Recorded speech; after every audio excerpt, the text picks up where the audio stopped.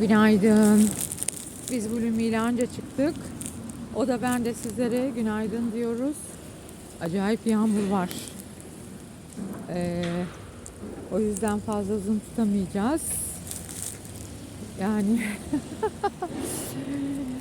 tabii ki erimeyeceğiz mutlaka da ama yani gerçekten telefon zarar görebilir. O yüzden fazla yayınımızı uzun tutmak istemiyoruz. Dünden bugüne umarım iyisinizdir. İnşallah güzel günler göreceğiz. Çocuklar demişler ya, biz de güzel günler göreceğiz. Hepimiz çocuğuz. Sonuç olarak yetişkin de olsak çocukuz. Ben öyle yorumluyorum. Şimdi işte gezintiye çıkalım dedik. Gel gel. Ondan sonra birlikte geziniyoruz. Her zamanki gibi önümüzdeki haftayı bekliyoruz. Bakalım ne olacak.